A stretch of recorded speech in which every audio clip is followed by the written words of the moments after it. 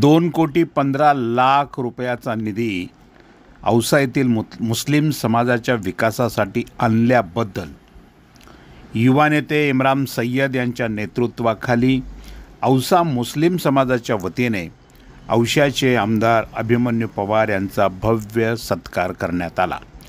औसा येथील निलंगा वेस येथे हा सोहळा संपन्न झाला। कार्यक्रमाच्या अध्यक्षस्थानी भाजपाचे नेते पाशा पटेल हे होते, तर कार्यक्रमाचे प्रास्ताविक इम्रान सय्यद यांनी केले। आजपर्यंतच्या कोणत्याही आमदाराने मुस्लिम प्रभागाच्या विकासासाठी इतका मोठा निधी दिला नव्हता। आमदार अभिमन्यू पवार यांनी तो दिला, त्याबद्दल समस्त मुस्लिम समाजाच्या वतीने आज आम्ही त्यांचा सत्कार करीत आहोत, असे इम्रान सय्यद यांनी म्हटले।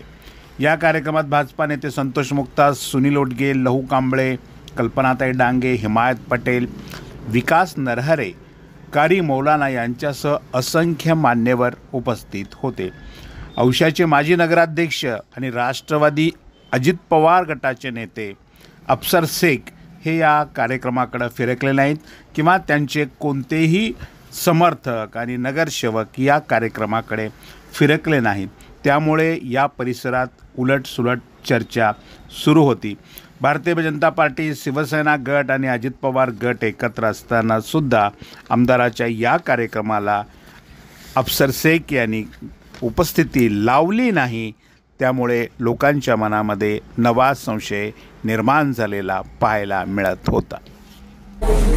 आज का ये सत्कार लेने का मकसद औसा शहर के अंदर वैशिष्ट्यपूर्ण योजना के अंदर 15 करोड़ रुपए का निधि आमदार साहब लेकर आए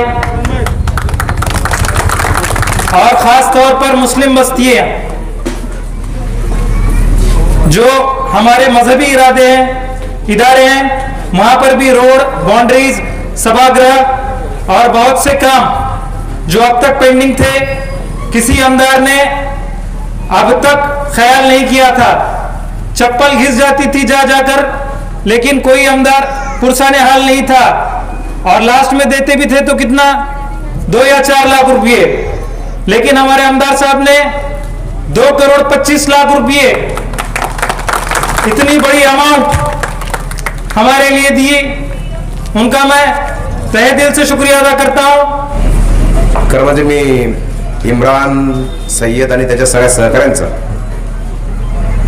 खूप खूप आभार मानेल की अशा प्रकारचा एक आगळा वेगळा कार्यक्रम या ठिकाणी त्यांनी अरेंज केला।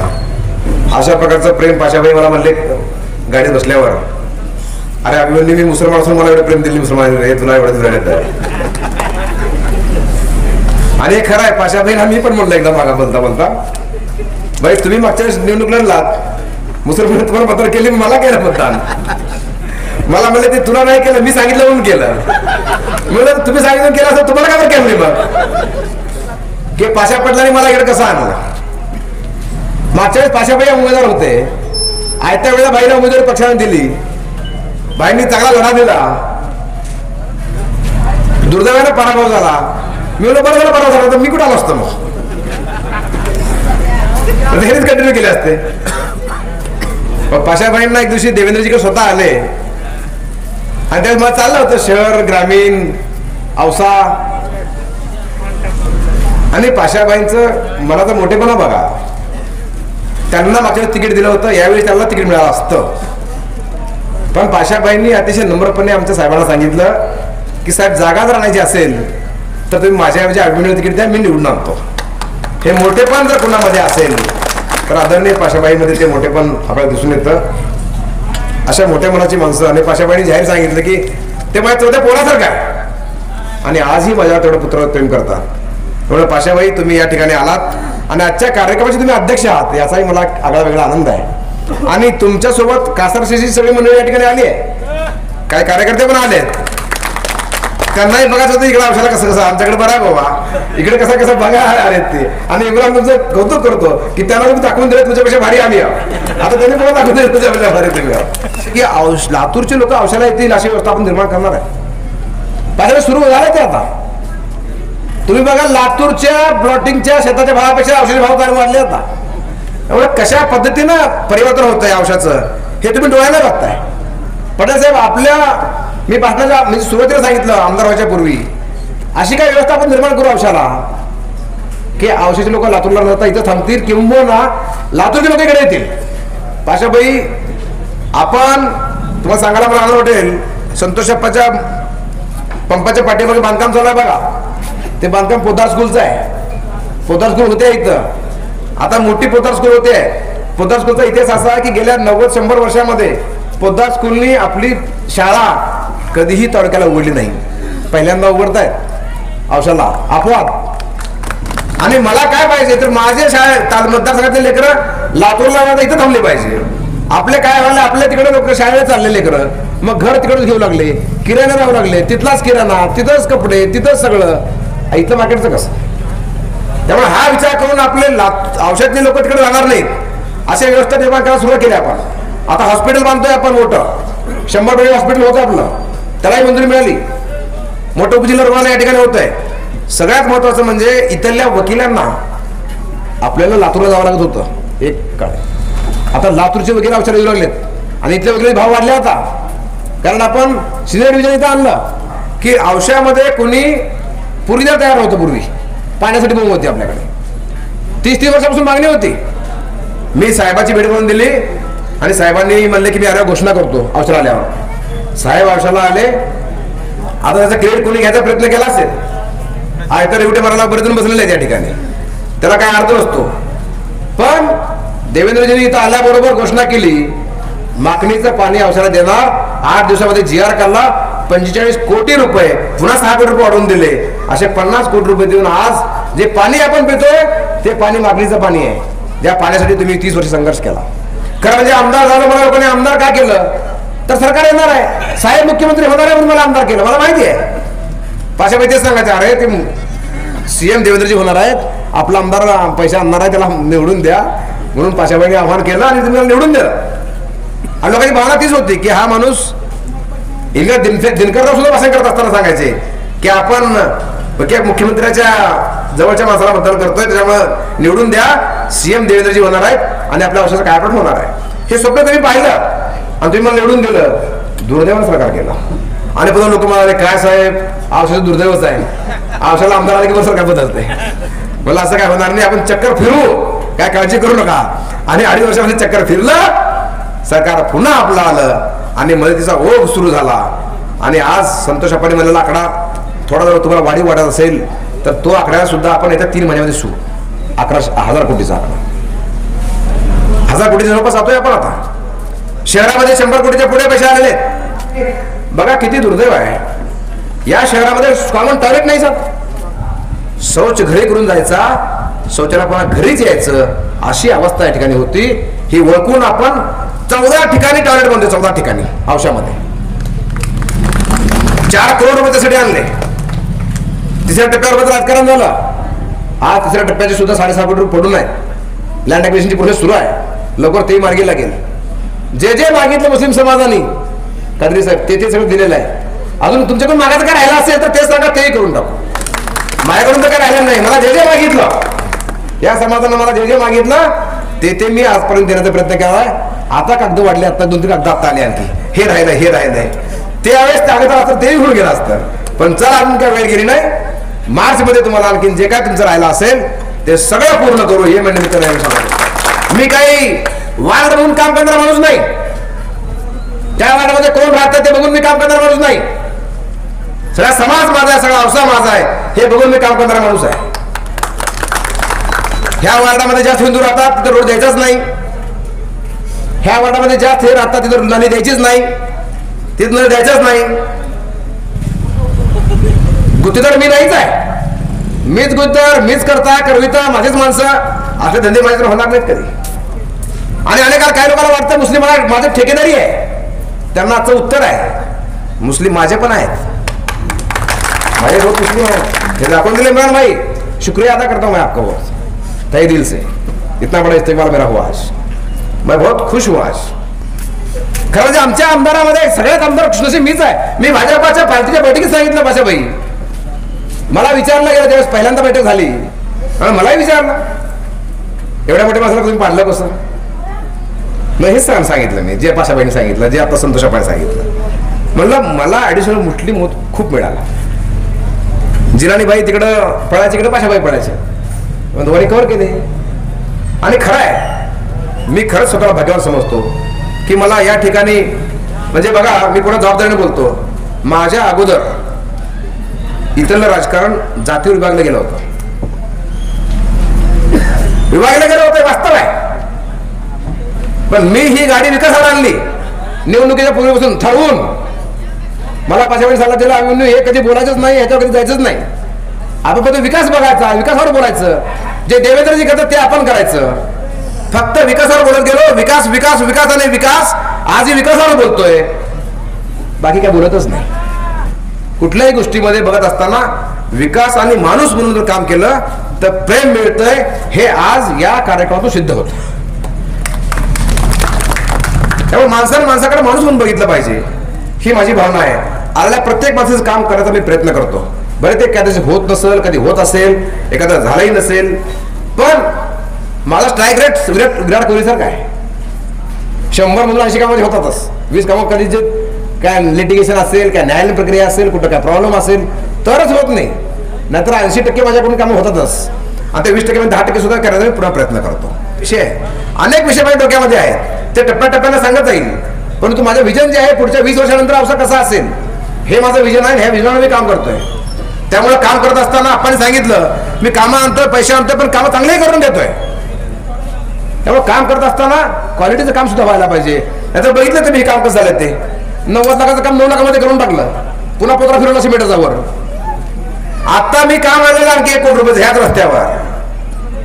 मार्केट कमिटी आपल्या ताब्यामध्ये आली माझ्याबाई, आणि एवढा विश्वास दाखवला शेतकऱ्यांनी, त्या मतदारांनी, म्हणून मार्केट कमिटीचा आपण पूर्ण काय करतोय. आज मार्केटमध्ये रस्ता आला 1 कोटी रुपयाचा.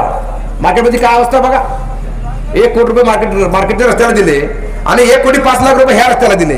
जेणेकरून सोयाबीनची आयात आपल्याकडे वाढली आहे, ते ट्रक यायला रस्ताच नाहीये. त्यामुळे या रस्त्याला सुद्धा आपण 1 कोटी 5 रुपये दिले. 1 कोटी 5 लाख सुद्धा इम्रान भाई तुमच्या लिस्टमध्ये घेतले पाहिजे. हे हिंदीलंगा वेस्तर मेन रोड रस्ता आहे, त्यामुळे तुम्ही जे आकडा सांगितला त्यात 1 कोटी 5 लाख ऍड करा, तुमच्यासाठी जायचंय. बरोबर माझ्या सांगा. आता बसस्थानक आहे, मोठं लट होत आहे, अतिशय भव्य देवी बसस्थानक या ठिकाणी होणार आहे. बसस्थानाची आवश्यकता होती, कारण मी लहान असताना बघितलेलं बसस्थानक तेच आहे, ते तसंच राहिलं होतं. मी बऱ्याचदा हे बसस्थानकच काय बसस्थानक नवीन करतोय. कासरीचं बसस्थानक केलं आपण, लांबचं तयार होऊन बसलं, त्याचं उदाहरण व्हायचं आहे. माझ्या डोक्यात 3 एकच करायचं असं. त्यामुळे ज्या काही योजना आहेत या सगळ्या योजना टप्प्याटप्प्यानं खरं म्हणजे आपण या ठिकाणी करतोय. अजून एक मी जे तुम्हाला आवश्यकरांना अभिमानानं सांगावं असं काम झालेलं आहे, ते लवकर चालू होईल. खरं म्हणजे आता टी पॉइंटला गर्दी किती होते बघा. टी पॉइंटला गर्दी खूप वाढली. आपल्याला लातूरला जायचं असेल तर टी पॉइंट ते लातूरला त्याला जेवढा वेळ लागतो तेवढाच इथून टी पॉइंटला त्याला वेळ लागतो. हे घ्रेट धरलं आणि मग आपला जुना रस्ता जो आहे लातूर औसा हॉस्पिटलच्या बाजूने जाणारा, त्या रस्त्याला आपण 5 कोटी रुपये दिले. पुढच्या वर्षी तुम्हाला टी पॉइंटला त्याची गरज पडणार नाही.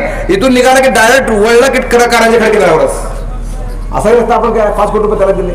त्यामुळे ट्रॅफिकचा जो जोर आहे तो टी पॉइंटचा कमी होऊन इकडून लातूरला जायला इकडून डायरेक्ट, त्याच्यामुळं टी पॉइंटला जी गर्दी होतीये ती गर्दी नक्की या निमित्तानं कमी होईल. आता राहिलेला रस्ता आहे तो इथला, हा बाजूचा अडतल्याच्या पाठीमागचा रस्ता, हाही रस्ता या टप्प्यामध्ये घेऊ, म्हणजे एकूण इकडची ट्रॅफिक शहरामध्ये टी पॉइंटला न जाता इकडल्या इकडे यावी आणि इकडून निघून जावी अशी व्यवस्था आपण निर्माण करतो. जेणेकरून औषधाला जे जे सुलभ आहे, जे जे काही सोपं ते आपण करण्याचा प्रयत्न करतोय आणि जे नवं ते औषध आणण्याचा प्रयत्न करतोय.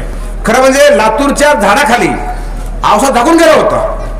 लातूरकर म्हणायचे आमचा लहान भाऊ औषध आहे, लहान भाऊ गावातच राहायचे.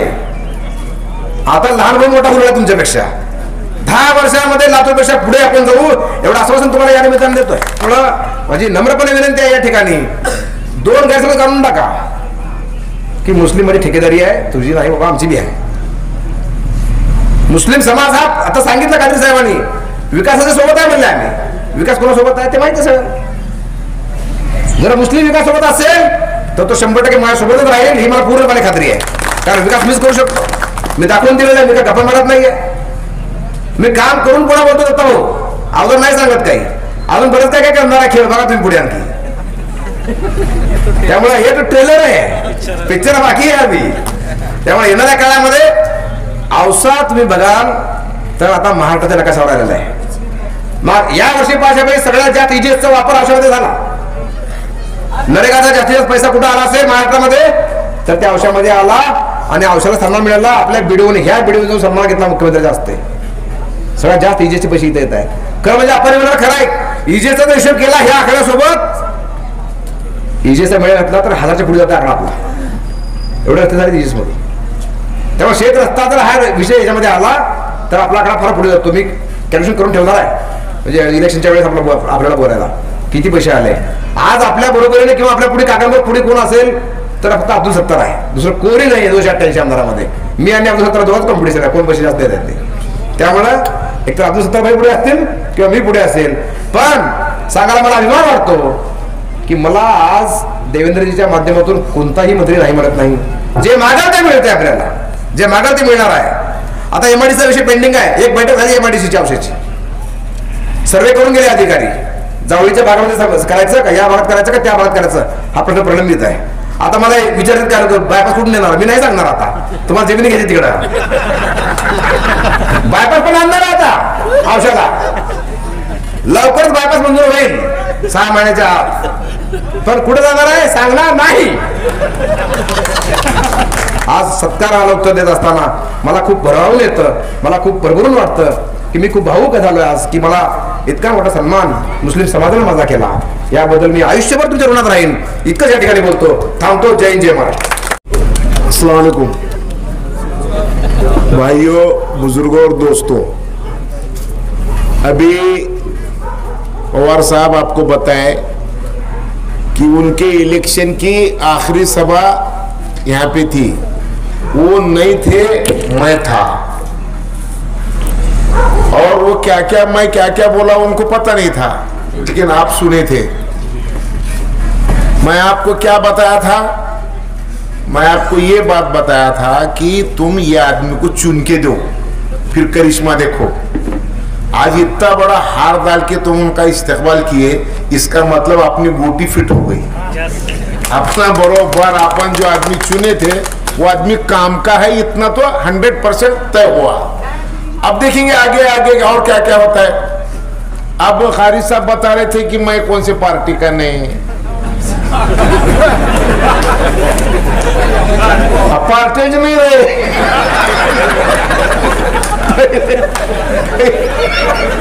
पहले लोग क्या बोलते थे कि कौन सा बटन दबाओ वो कमल पे जाता है. अब वैसा नहीं है किसको भी चुन के दो कमल में जाता है. अब छुटकारा नहीं है खाली साहब. ये हालत है देश की. अब आप अपन क्या करेंगे उसको. ये क्यों हुआ क्या हुआ उसका आज कुछ जरूरत नहीं है वही सही हिसाब निकालने की. लेकिन गड़बड़ ऐसे अब कौन नहीं है इधर बताओ मुझे. कांग्रेस इधर एनसीपी इधर. अपन तो कहाँ जाना.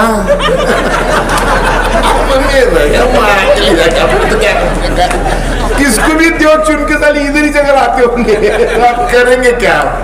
तो इस वास्ते में अब हमको सिर्फ ये है कि जो आदमी हमारा तरक्की के लिए काम करता है उसके साथ रहना जरूरी है. अभिमन्यु पवार मेरे जात का नहीं मेरे गांव का नहीं मेरा उससे कुछ व्यवहार नहीं. नहीं तो तुम बोलेंगे कुछ होगा कुछ नहीं अपने लेना ना देना. अपने को ऊपर वाले ने बहुत दिया है इसलिए अपन बहुत खुश है. मगर मैं एक चीज देखा कि मुझे 2014 में हराने के लिए कौन कौन कमीने उनका बंदोबस्त करने के लिए पहलवान को लेके आया. तेरे माँ की तेरे देख आप कैसा कैसा चला बंदोबस्त. अपने को बहुत लोगों ने आया हमारी पार्टी में के पार्टी के बाहर के बहुत लोगों ने कोशिश की है. इनका सबका बंदोबस्त करने के लिए मैं अभिमन्यु पवार को लाया. मुझे 100% मुझे खातरी थी कि मैं 10 भी चुनाव अगर लड़ूंगा ना तो मुझे चुन के देते नहीं थे. 2014 के चुनाव में मैं हारने की एक वजह बताता हूं आपको बड़ी. अब देश के जो संरक्षण मंत्री है वो हमारे नेता है. मेरे बहुत अच्छे ताल्लुकात है राजनाथ सिंह के.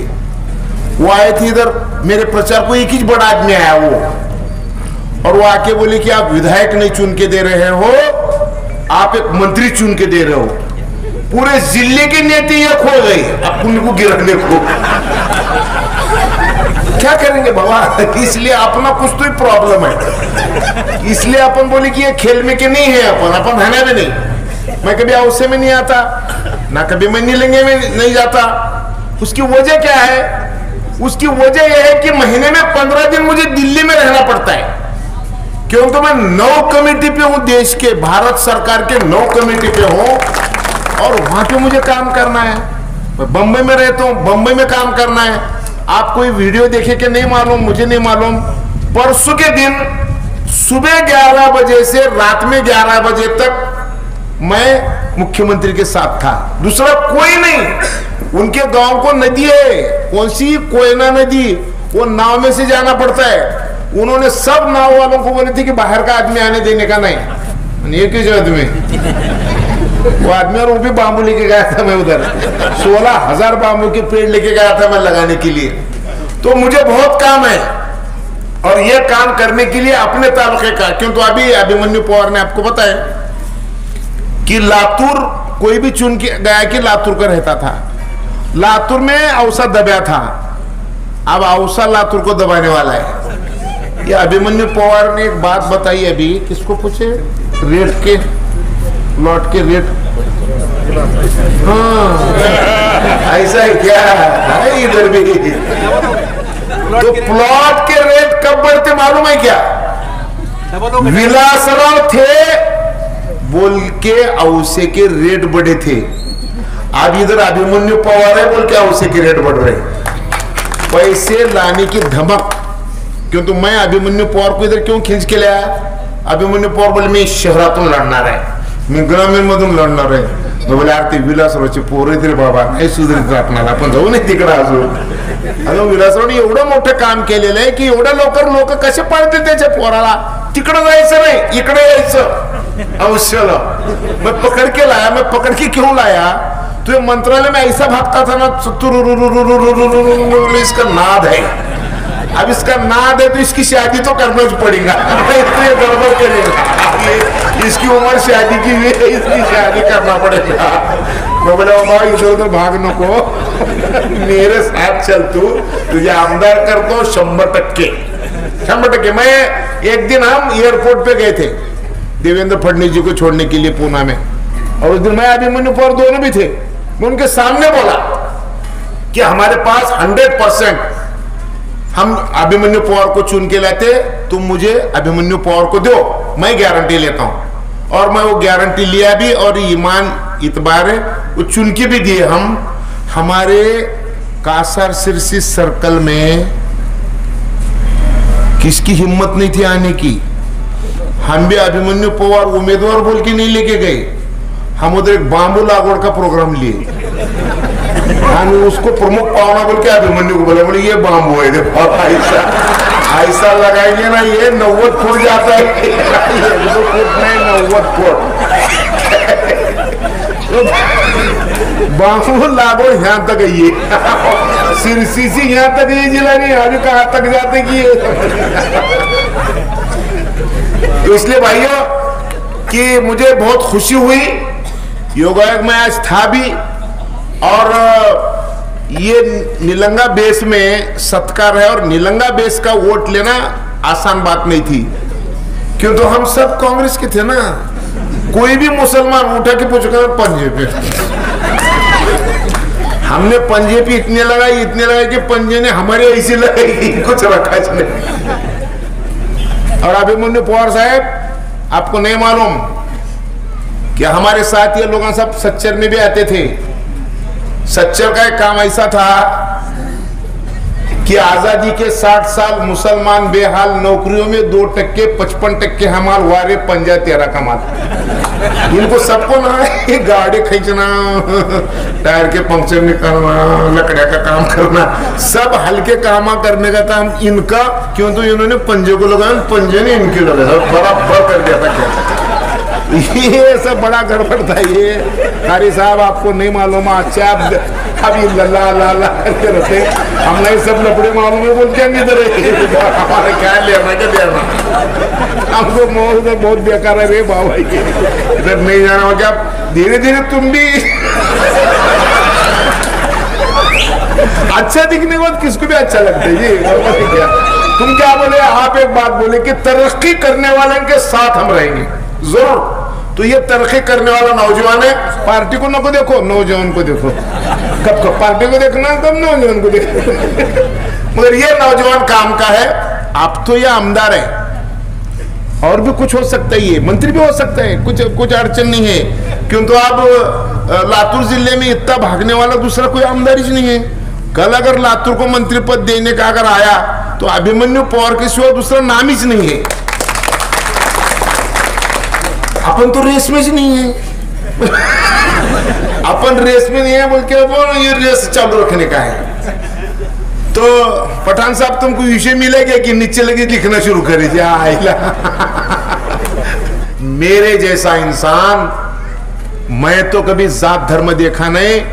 मैं तो पूरे जिंदगी पूरी किसानों में काम किया, और मेरे वालिद साहब मुझे बोले थे कि बेटा अगर काम करना है तो कैसे करना। मेरे वालिद साहब बोलते थे, मरता नहीं इंसान गिरा कोहे तूर से, मरता है इंसान गिरा इंसान की नजर से। इंसान के नजर से नहीं गिरते हुए मैं जो सोशल वर्क कर रहा हूं ना, वो मरे दम तक करना चाहिए। और वो भी मेरे वालिद साहब फिर बोलते थे, किसानों का काम कर रहे बेटा तू किसानों में क्या है। तो अल्लामा इकबाल का एक शेर है, जिस खेत से दहखान को मुयस्सर न हो रोजी, उस खेत के हर गौशे गंदुम को जला डालो। और वो मेरे वालिद साहब ने अल्लामा इकबाल का शेर मुझे सुना के जो तैयार किया, उस उसूलों पे मैं आज तक चल रहा हूं। मुझे चुन के आना नहीं आना इसमें कोई लेन देन नहीं, राजनीति करना इसमें कोई लेन देन नहीं। मैं जिंदगी में कभी कॉन्ट्रैक्टर रहा ना, कॉन्ट्रैक्टर साथ लेके घूमा ना, मैं किसका बदली किया ना, मैं किसका कुछ ये किया। मैं सिर्फ जिंदगी में एक काम किया, वो कि आम आदमी की भलाई होना चाहिए। मैं काश्तकारों में काम किया, मगर अब जमीनी, अब देखो काश्तकार में काम करना मैं जरा कम क्यों कम किया। मैं 2030 के बाद 40% गेहूं, 40% चावल और 40% दूध कम होने वाला है। आबादी तो रोज बढ़ रही, अनाज कम होने वाला है, ये खाएंगे क्या। तो ये उम्मत के जो मसले हैं, वो मसले किस तरीके से हल करना है, ये दिल्ली में और बंबई में जो कानून बनाने वाले लोग हैं, उनके कान में बोलने का काम मेरा है, बराबर है। और इसलिए वो काम मैं कर रहा हूं। मगर एक बात जरूर, मैं पूरा देश भी अगर घूमता हूंगा, मगर औसा तो अपनी कर्म भूमि है, अपने बच्चे इधर है, अपनी जमीन इधर है, अपना 7/12 इधर है, अपना आमदार इधर है, अपना मतदार इधर है, बराबर है ना। दुनिया देखते देखते वो जो मराठी में कहा था, घार फिरे आकाशी चित्त पिल्ला पाशी, मैं कहीं भी होगा ना तो मैं औसे वालों के साथ में हूं। तुम चुन के नहीं दिए बोल के मैं गुस्से में नहीं हूं। तुम अगर मुझे चुन के देते थे तो मैं इधर ही अटकता था, इधर गटर बनाओ गटर में जिंदगी जाती थी इसकी माँ के लिए जाके। तुम मुझे गिरे रे बाबा, बहुत अच्छा करे। तुम मुझे अगर गिराते नहीं थे तो मैं देश का बड़ा आदमी नहीं बनता था। आज आपके वजह से मेरा अच्छा चल रहा है। मैं सिर्फ एक बात आपको बताना चाहता हूं कि वक्त बहुत हो गया है, कि अभिमन्यु पवार जिस रास्ते पे चल रहा है, मैं सबसे खुश क्यों हूं।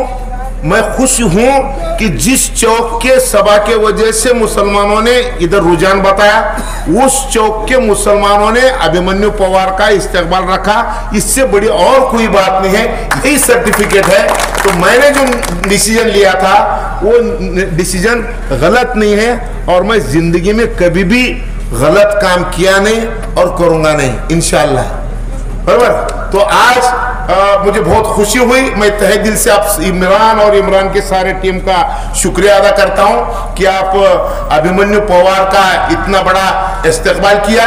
मुझे लगता है कि अभिमन्यु पवार का कैसा है कि अभिमन्यु पवार की फाइल कहीं भी नहीं रुकती। अभिमन्यु पवार यानी देवेंद्र फडणवीस है। मैं क्या पागल हूं क्या, किसको भी तो मुन्ना भाई को इधर लाने के लिए? तो इधर ये अभिमन्यु पवार बने तो देवेंद्र फडणवीस है।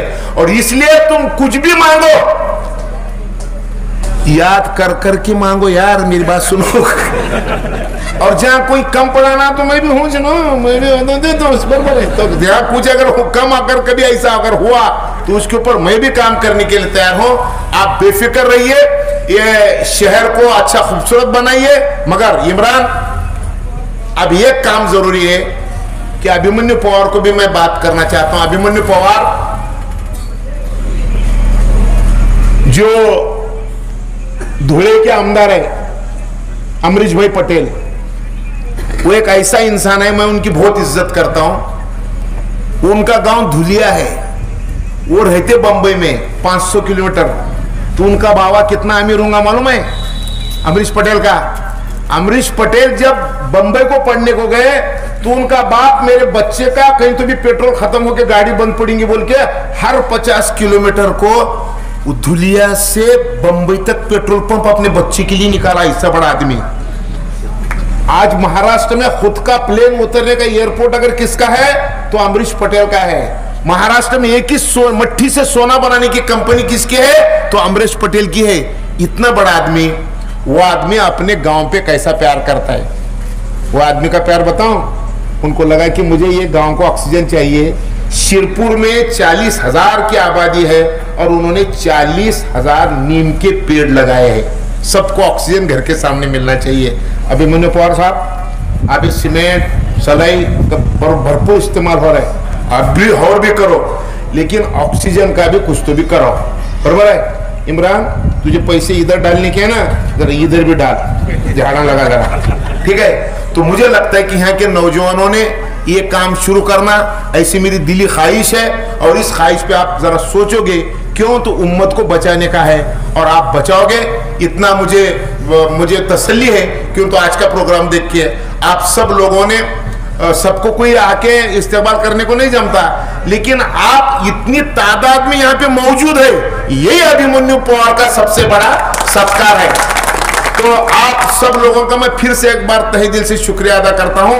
और ये जो होनहार लड़का हमारा जो विधायक बना है, हमारा आमदार बना है, ये लड़का आगे आगे बहुत बड़े काम करेगा, ऐसी मैं ऊपर वाले से गुजारिश करूंगा। और तुम्हारे मेरे काम करने के लिए कोई आदमी लगता है खारी साहब, कोई तो भी लगता है इसके नहीं हो ना? तुम मुझे वो जरा ये लगा जी, मुझे मैं कौन से पार्टी करूं, तुम कौन से पार्टी में रहो जी, हमारी तरफ ही जाता है, उसकी चिंता न करो। आप देखिए तुम आप हाउस में कितने प्रॉब्लम खड़े हो गए।